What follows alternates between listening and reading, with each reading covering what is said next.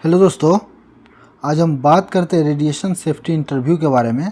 यहाँ पे हम देखेंगे व्हाट इज रेडिएशन, रेडिएशन क्या होता है और टाइप्स ऑफ रेडिएशन, रेडिएशन का कितने टाइप्स होता है इसके बारे में हम जानेंगे।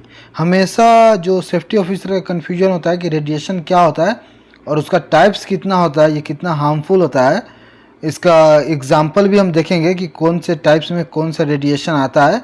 तो ये वीडियो का जब आप देखते हैं तो रेडिएशन के बारे में, उसका एग्जाम्पल और टाइप्स ऑफ रेडिएशन के बारे में आपको पूरा क्लियर हो जाएगा। और अगर जो आप भी सेफ्टी ऑफिसर बनना चाहते हैं, एक अच्छा सा ट्रेनिंग लेना चाहते हैं फुल प्रिपरेशन के साथ, जॉब इंटरव्यू के फुल प्रिपरेशन के साथ, तो यहाँ पे आपके स्क्रीन पर नंबर दिख रहा है, इस पर आप व्हाट्सअप करके क्लियर कर सकते हैं।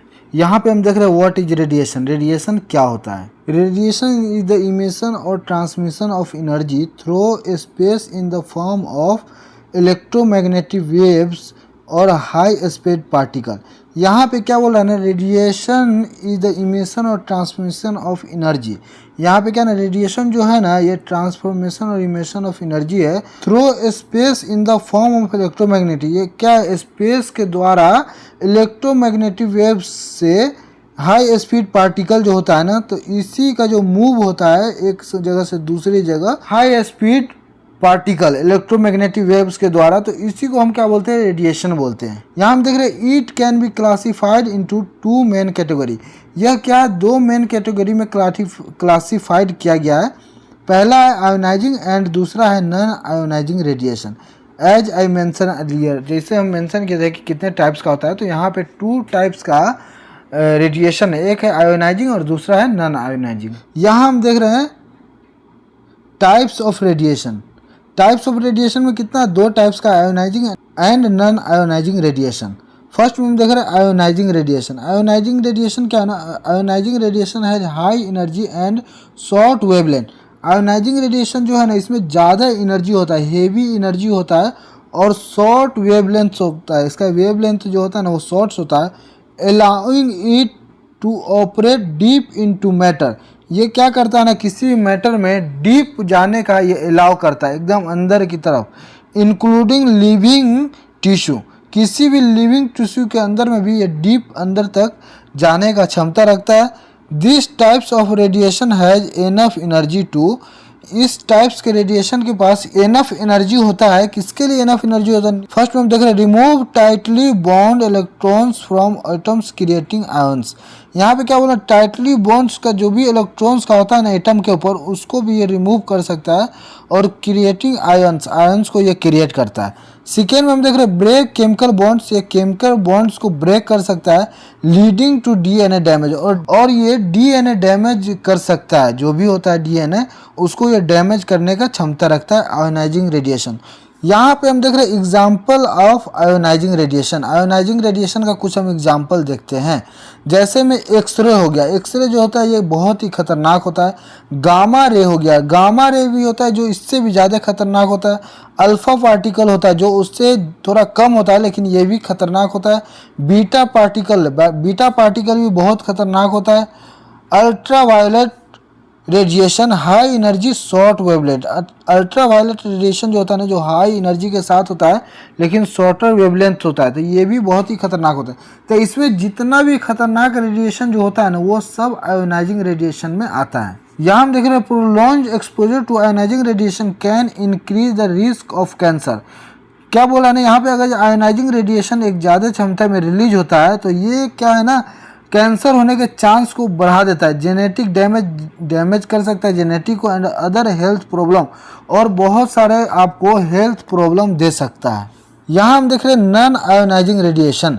नॉन आयोनाइजिंग रेडिएशन क्या होता है, non ionising radiation has lower energy and longer wavelength. Non ionising radiation जो होता है उसके पास लोअर एनर्जी होता है, थोड़ा कम एनर्जी होता है, एंड लॉन्ग वेवलेंथ इसका होता है, और बहुत लंबा दूर तक इसका वेवलेंथ होता है, making it less penetrating and less likely to cause DNA damage. ये क्या है ना, लेस पेनिट्रेटिंग ये करता है और ये कम डीएनए डैमेज करने का इसके पास क्षमता होता है। This type of radiation include, इस टाइप का रेडिएशन कहाँ पर पाया जाता है ये हम देखते हैं। फर्स्ट में हम देख रहे हैं रेडियो वेव्स। यहाँ पर रेडियो वेव्स जो होता है उसमें ये नॉन आयोनाइजिंग रेडिएशन पाया जाता है। माइक्रोवेव्स जो हम खाना वगैरह गर्म करते हैं ना, तो उसमें भी नॉन आयोनाइजिंग रेडिएशन पाया। इंफ्रारेड रेडिएशन, इंफ्रारेड जो निकलता रहता है लाइट वगैरह से, वहाँ से भी क्या है ना, नॉन आयोनाइजिंग रेडिएशन उसमें पाया जाता है। विजुअल लाइट जो होता है, विजुअल लाइट जो दिखता रहता है पूरा रोशनी, उसमें भी नॉन आयोनाइजिंग रेडिएशन होता है। यहाँ हम देख रहे हैं ultraviolet radiation, lower energy longer wavelength. Ultraviolet जो रेडिएशन होता है ना, जो लोअर एनर्जी होता है लेकिन लॉन्गर वेवलेंथ बहुत दूर तक होता है, तो ये नॉन आयोनाइजिंग में आता है, मतलब ये कम खतरे वाला होता है। Non ionising radiation is generally considered safer. Non ionising radiation जो होता है ना, वो आपके हर तरफ, चारों तरफ पाया जाता है, तो इसके लिए उसको हम सेफर बोलते हैं कि इससे कोई दिक्कत नहीं। But high intensity exposure can still cause harm. लेकिन क्या बोला ना, हाई इंटेंसिटी जो इसका रहेगा ना, जब ये ज़्यादा होगा, सबसे ज़्यादा होगा एक्सपोज, तो वो आपको हार्म पहुंचा सकता है। हीट डैमेज, हीट डैमेज का क्या है एग्जांपल, माइक्रोवेव बर्न्स, माइक्रोवेव से आपको बर्न भी हो सकता है ज़्यादा हीट होने के बाद।